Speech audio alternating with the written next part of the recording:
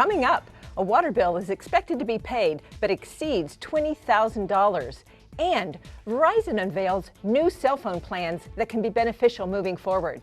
Plus, it has all the color and music that students are being drawn to. It's 1 o'clock and the NewsFeed starts now.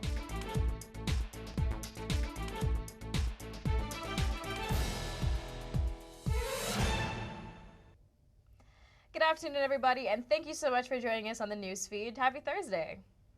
It was pretty warm driving in today. I know. Preston, what have you got for us for the weather? Yeah, it's feeling pretty hot out there in the DFW area as those summer-like conditions are slowly rolling on, but it's not officially summer yet. But as Memorial Day gets closer and closer, so do those 90-degree temperature ranges, and so does summer. But we'll get more into that and your future forecast later on in the newsfeed. Sorry. We're learning more about the man suspected of driving his car into a group of migrants last Sunday in Brownsville, killing 8 people. An arrest warrant states 34-year-old George Alvarez was obviously intoxicated and told arriving officers the migrants got in his way.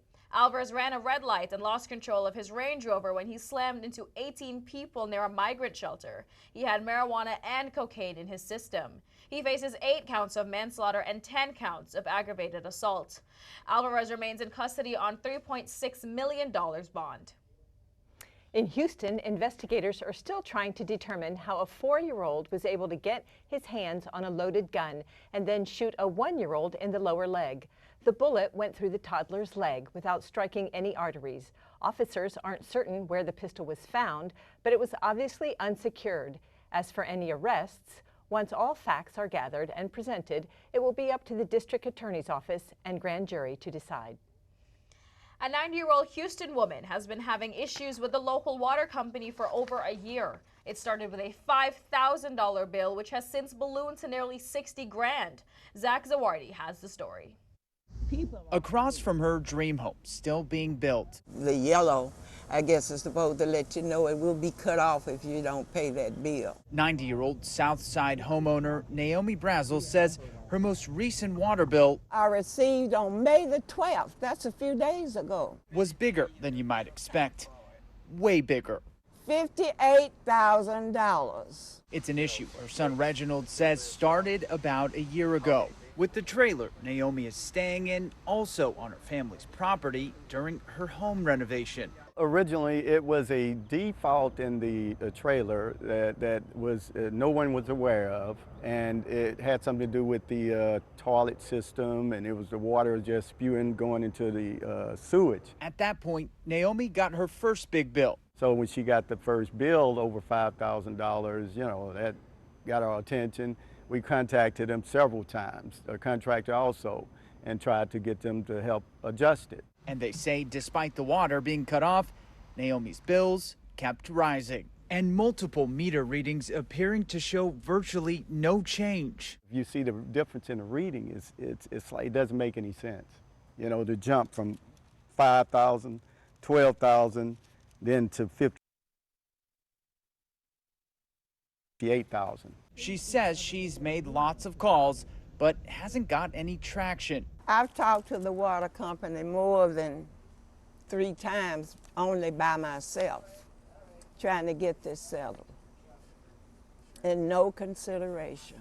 Now she's hoping sharing her story will help bring about some kind of resolution. And I hope this will be helpful. I hope no one else has to go through what I'm going through, because it's not a good feeling. Nearly a month has passed since the investigation began into 6-year-old Noel Rodriguez Alvarez's disappearance. Everman police believe Noel is likely dead, and investigators are still gathering data. Everman Police Chief Craig Spencer revealed that investigators obtained new data that has allowed them to identify additional people Noel's mother, Cindy Rodriguez Singh, and stepfather communicated with before they fled the country. This has led to Noel's grandmother to speak out about Cindy, saying, quote, "She killed him. That's why she fled. I want her brought back so she can tell us where Noel is. He was an innocent child. Poor boy." End quote. When we return, the governor of Florida is doing all he can to help the crisis along the southern border here in Texas. You're watching the NewsFeed. Found my heart out there in the open. Trees make you feel small.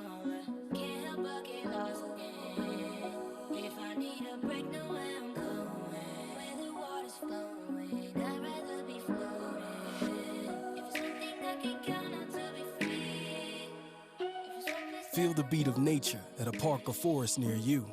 Find a forest and music inspired by nature at discovertheforest.org.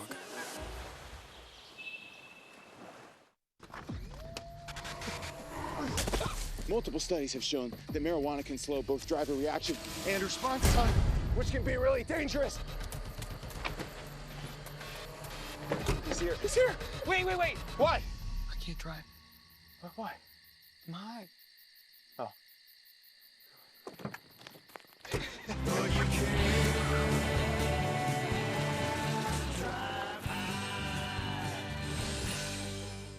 I am so glad you ladies are here. You each have your own rooms. Thank you.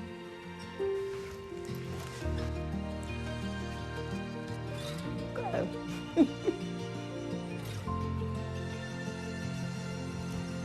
Is it okay to call you Mom? Of course you can.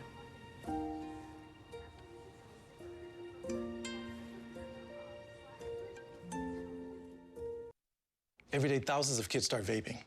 And I can't let this happen to my kid. So if you want to talk to your kids, you have to get it trending.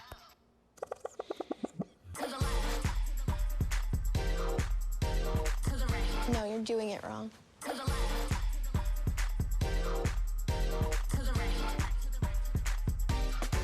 Let's go. Can we talk? Yeah, what's up? Visit talkaboutvaping.org for tips on when and how to have the vape talk. Just before taking off for his trip to Asia, President Biden reminded Congress that failure to raise the debt ceiling is not an option. Karen Kaifa has the latest on the negotiations. President Joe Biden taking off for Japan Wednesday, leaving ongoing debt ceiling negotiations in the hands of aides and expressing confidence. America is not a deadbeat nation. We pay our bills. The nation has never defaulted on its debt, and it never will. With a meeting of G7 leaders in Hiroshima at the core of his agenda, Biden has cut short his original itinerary, foregoing stops in Papua New Guinea and Australia. He plans to hold a press conference when he returns to Washington Sunday, meaning he expects progress while he's gone. We're going to come together because there's no alternative to do the right thing for the country. Hill leaders emerged from a White House meeting Tuesday, describing it as productive, but without a deal. We still have a lot more work to do between now and the day we bring the legislation to the floor, but yesterday's meeting was a promising step in the right direction. But any compromise is going to be a tough sell to House Speaker Kevin McCarthy's Republican caucus, many of whom want deep spending cuts and rollbacks of key Biden agenda items in exchange for their support. I'm optimistic of our ability to work together. Do we have obstacles? Yes, we have a big obstacle in the White House. Meanwhile, Wall Street is eyeing negotiations more closely as the deadline looms. Top bank executives are slated to meet with Treasury Secretary Janet Yellen on Thursday. In Washington, I'm Karen Kaifa.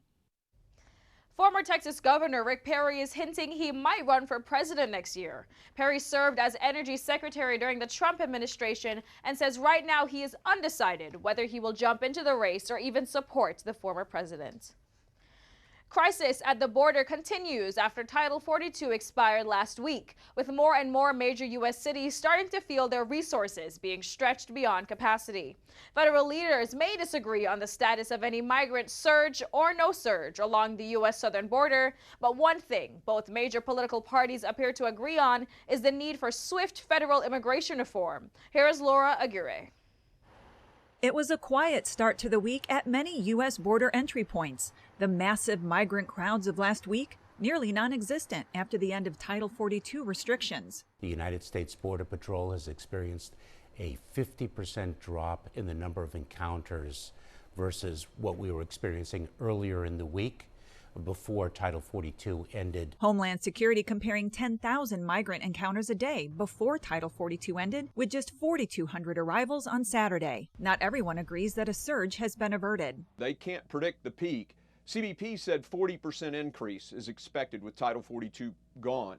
That's another 9 million people in 2 years. A judge's ruling last week temporarily blocked the government's release of most migrants into the U.S. before they have their court date, a move that's stretching resources in several host cities. We do see that the Border Patrol is full, but we are prepared. We're ready to move forward. We have finite resources, and we are indeed stressed here in Denver. The Biden administration is expected to appeal the no-release ruling as some cities join forces to get a sit-down in the Oval Office. 5 of us mayors, including Mayor Adams of New York, DC, Chicago, and Denver, have joined together in a letter to the White House that arrives today requesting a meeting with the president.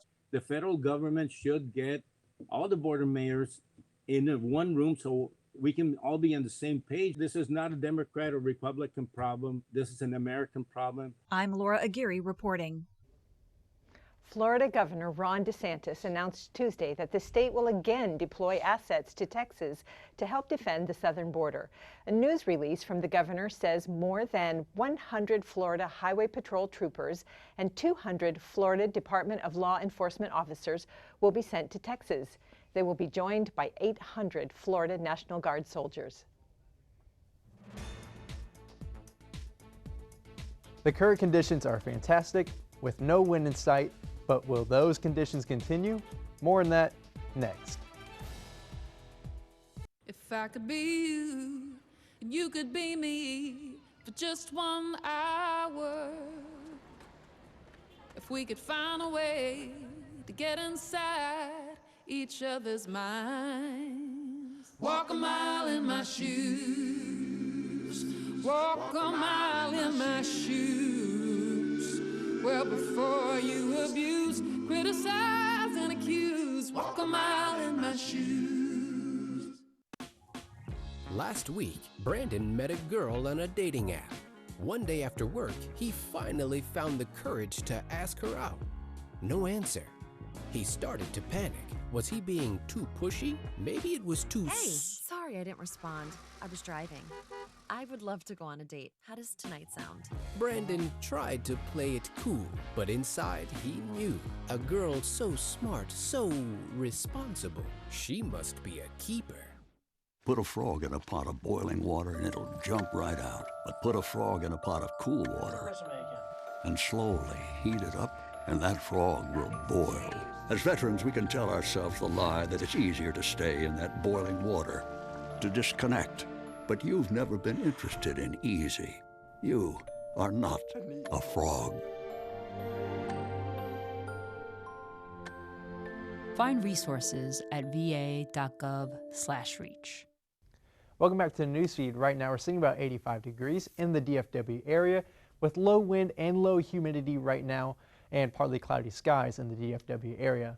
It's looking pretty nice outside, so I'll go enjoy it while you can, as we may be experiencing severe weather threat into your future forecast, but I'll get more into that in just a second. But right now we're sitting about 85 degrees with the high about 88. Partly cloudy skies are expected into your evening hours, but falling into the low 70s, however, later tonight, as the clouds do dissipate and the heat does escape DFW, as mostly clear skies are expected into your evening hours. But looking into your weekend, we do heat up quite a bit, especially tomorrow. 87 degrees is your high, with lows about 66, as a cold front does roll in later that evening, bringing a severe weather threat, especially for our northern counties. Now, your northern counties such as Denton and Sanger, you're under the trifecta of all three modes of severe weather. A tornado threat, hail threat, and wind threat are all expected, but down south into your DFW area, we are just experiencing a wind threat of winds exceeding 60 miles per hour and a hail threat of hail reaching about a quarter size. But looking into your weekend, we do clear up quite a bit, high about 82 on Saturday, with lows about 61, and a high about Sunday, about 80 degrees, with lows about 63, as we stay partly cloudy those 2 days and the sun peeking through during your evening hours. So it's looking a pretty nice weekend overall to go enjoy any summer activities that you may have planned. But looking into your 5-day forecast, we do heat up quite a bit on Monday, high about 88 or 81 degrees, I do mean, with a low about 64. We stay partly cloudy that day. Now on Tuesday, we are expected to feel quite muggy as Gulf moisture does come in from the south, bringing humidity and a high about 85 degrees with a low about 66. Now with that humidity sticking around on Wednesday and Thursday, the rain does return into your later half of your 5-day forecast. 84 degrees is your high on Wednesday with lows about 70 degrees with a 50% chance of rainfall. 86 degrees with a low about 69 on Thursday with another 50% chance of rainfall expected. Now on Friday, we do clear up just a little bit and we do heat up as well. 87 degrees is your high with low about 71 with 30% chance of rainfall expected in the DFW area. Thank you so much for the weather, Preston. Due to the wildfire fights in Alberta, Canada, more communities have been ordered to evacuate. Residents in a town northwest of Edmonton are among the latest to be issued mandatory evacuation orders. Emily Fitzpatrick is here. Yesterday, the residents that live here got an evacuation notice. They had to pack up their belongings, valuables, and pets and head out of town immediately to Whitecourt, Alberta. 2 fires have been burning out of control for days outside of the town, but they joined together to form a giant fire that burned through all of the fire guards. That and high winds were enough for officials to make the call to evacuate the town. Today, it's a little cooler here, but the winds are still quite high. We just drove through Valley View, and the town is very quiet, and now RCMP vehicles block off the entrances to city center. Dozens of firefighters and planes with water bombers have been attacking this fire, hoping to get it under control. Crews also spent the night building more fire guards in hopes of protecting this northern Alberta town. Verizon is making changes that the company says will include less complicated options and possibly entice new customers. Officials with the wireless carrier say they will get rid of their most costly data plans. Verizon's new mobile plans, Unlimited Welcome and Unlimited Plus, can be purchased under the My Plan umbrella option. They'll be available starting today, but current customers can still continue using their present plan. We're just days away from the unofficial start of the summer travel season, and major airlines say they're ready for an influx of passengers. Both American and United Airlines anticipate serving nearly 3 million passengers each over the Memorial Day weekend. American Airlines, the world's largest carrier in terms of the number of workers, insists the company is right-sized, operating fewer flights than last year, but adding available seats. It has added more than 17,000 employees since 2021. A South Florida girl was bitten by a shark while wading in the ocean with a friend. Stephanie Susskind talked to the brave girl about what happened. Less than 24 hours after the unthinkable. It was like right there, right in the white water. And the main part where it got stitches. Like if it bit down harder, that would have been like really, really bad. 13-year-old Ella Reed returned to her favorite place. Kind of just feels the same every day, if not like every other day. Reflecting on the moment when what she believed to be at least a 4-foot bull shark came after her. We don't really like expect it, but we kind of thought eventually it was gonna happen. Ella and a friend were sitting in waist-deep water at Fort Pierce Inlet State Park Thursday afternoon when a shark interrupted their beach day. It went under her and straight to me and got my stomach first, and I tried blocking it with my arm and my hand, and it kind of just slipped in and got my finger and my arm, and it like swooped around and got my leg again. It didn't really hurt in the first part because like all the adrenaline was just like, yeah, I don't know. We were so shocked. We didn't even know. This brave girl really scary. Ran out of the water and headed home. First, initially, I seriously thought it was a prank. Once Ella's parents realized this was no prank, they brought her here to the St. Lucie County Fire Station just down the road, where she was rushed to the hospital. Just kind of went in automatic, fix it what the heck mode. Mom Devin says they've lived in this North Hutchinson Island community for more than 20 years and never worried about a shark bite. The whole thing's surreal, really. It sounds like a movie. It doesn't feel real. She calls it a learning experience for their water-loving family. Pretty scary stuff, but thankfully she's there and talking to you, and once you could see, okay, she's all right, then you kind of calm down a bit. Oh yeah, definitely. It's kind of hard in the sand. Yes, definitely. An experience that teaches respect for the ocean and all who call it home. Yeah, I'm just going to keep on coming back after the stitches come out. Stephanie Susskind, WPTV, News Channel 5. Don't go anywhere. Jason is next with Timeline Sports. Do you want to meet a family with a transgender kid? Here we are. Max loves to do backflips. Max loves to play his ukulele. Max loves to just be a kid and just be himself. When I found out I was pregnant, all I really wanted was a happy, healthy, whole child. And that's what I got. I think it's really important for people to know that trans kids don't have a political agenda. They are just kids. Like any parent, we love our kids unconditionally, and we will never stop fighting for them. Stand with us. Protect our families.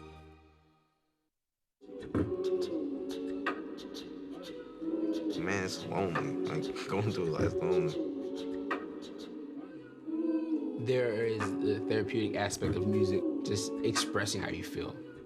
I'm going to talk to Howie about his feelings, make it into a song.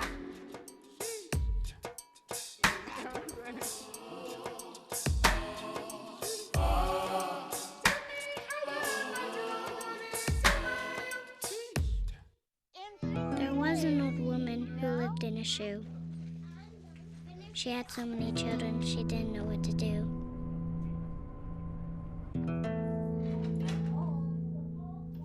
She gave them some broth without any bread and kissed them all soundly and put them to bed. Hunger is a story we can end. End it at feedingamerica.org. Welcome back to the NewsFeed, and welcome back to the Western Conference Finals for the Dallas Stars. The Stars won Game 7 2-1 versus Seattle to move one step closer to the Stanley Cup. In their way is the Vegas Golden Knights. Vegas came into the playoffs with the best record in the West during the regular season, but Dallas swept them 3-0 in the season series. Game 1 kicks off tomorrow night. And sticking with the winning, the Rangers have won another series, taking 3 out of 4 in Oakland, extending that AL West lead to 4.5 games over the Angels. The Rangers now have a date with Colorado this weekend at home. And the Metroplex just keeps on winning. A new champion has been crowned. That champion, the Arlington Renegades. The Renegades won the XFL championship 35-26 with a win over the one-loss DC Defenders. Man, that parade is going to be amazing. And lastly, on the hardwood, the NBA is down to the final 4 teams: the Lakers, the Heat, the Nuggets, and the Celtics.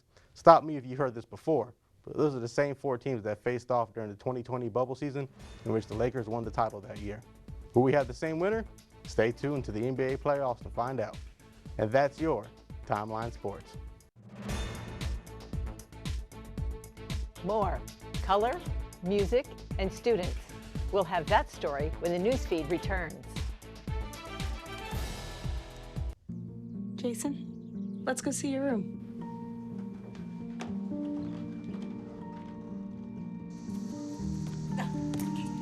That's not right. How was it? Is it good?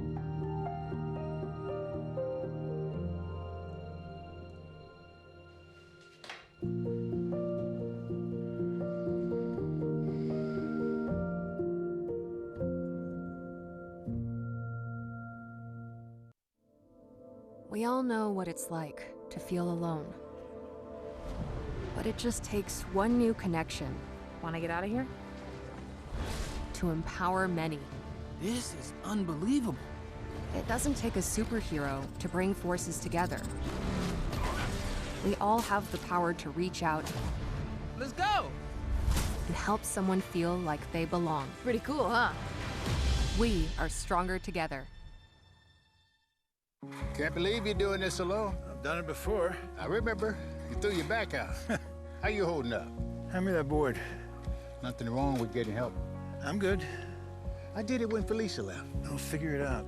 I know you will, but you don't have to do it alone. That's all I'm saying. If I promise to look into it, will you drop it and help me build this fence? Now you need my help. It can be a real pain sometimes, you know that? Mm-hmm. If you or a veteran you know needs support, don't wait. Reach out. Find resources at va.gov/reach. You know you don't have to wear your PT gear anymore, right? It's comfortable. So how's civilian life treating you? It's fine. When I got out, I didn't want to admit that there was anything wrong because I felt like a failure. And then I realized, like, there's nothing to be ashamed of. So I started talking to someone. Maybe you are fine, but if you're not, it's okay. Thank you. If you or a veteran you know needs support, don't wait. Reach out. Find resources at va.gov/reach. A group of strangers became good Samaritans when they realized a young child was having a seizure. Carla Rogner has the more. It was a sunny Saturday morning at Highland Park, a perfect day for the Waddle family to make their annual trip to the Lilac Festival. Just like one of those moments where you realize it's a happy family. We're having a great day, and in 1 second your day changes, and it's drastic and it's fast. About 20 minutes after this picture was taken, the family sat down to have lunch and their toddler Sam began to act sleepy. So we thought, oh man, it's been a busy day for him. He's probably gonna fall asleep on us while he's eating lunch. And then his head tilted again, and then the second time it tilted, his eyes rolled back in his head, and he completely started to convulse. His whole body started shaking. Sam had never had a seizure before. His mom, Alicia, ran for help. So I just picked him up immediately and ran down the hill screaming, "My son is having a seizure."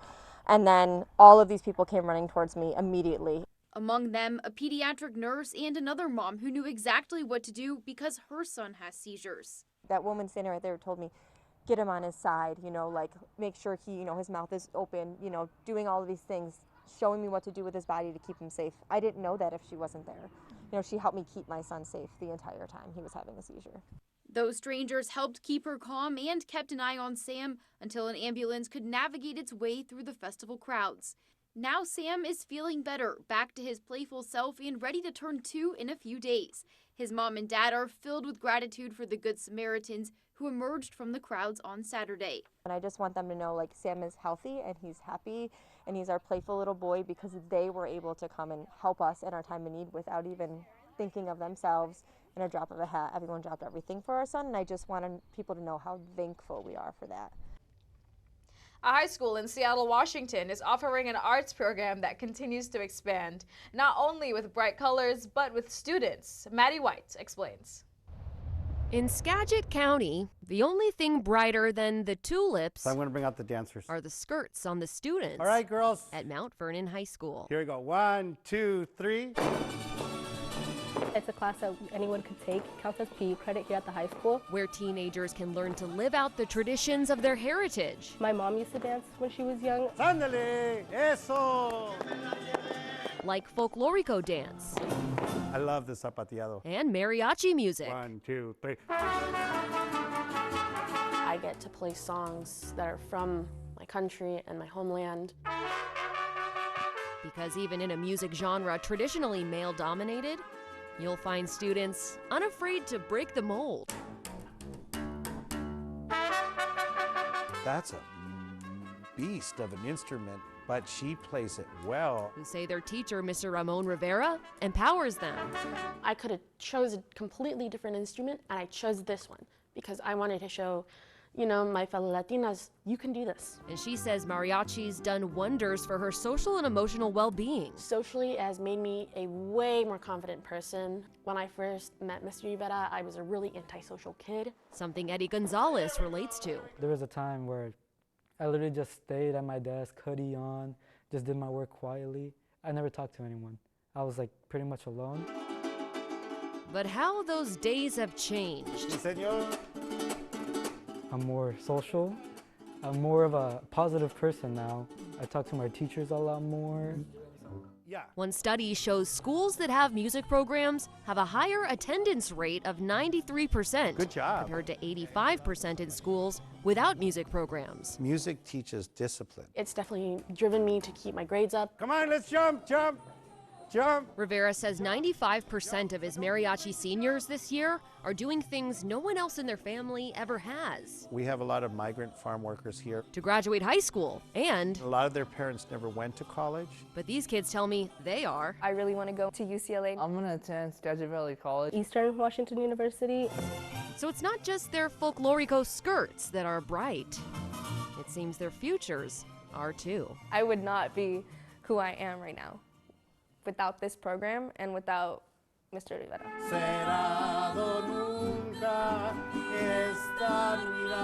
And when it comes to other leaders in Washington's public schools, it's sad to see that they're cutting programs statewide. Rivera hopes they view music education in the same way too. We could still fund music and still fund everything else. We need you to smile. Look at Brooklyn. It's changing kids' lives. I wouldn't trade not taking this class for anything, not for $1 million, not for a new life, nothing. I owe everything to mariachi. I'm just very glad that one decision changed my life. Maddie White. 1, 2, 3, 4. Off. King 5 News. Yay, good job. Thank you so much for joining us on this week's newsfeed. Remember, all summer long, we will be broadcasting on every Thursday. Have a great weekend.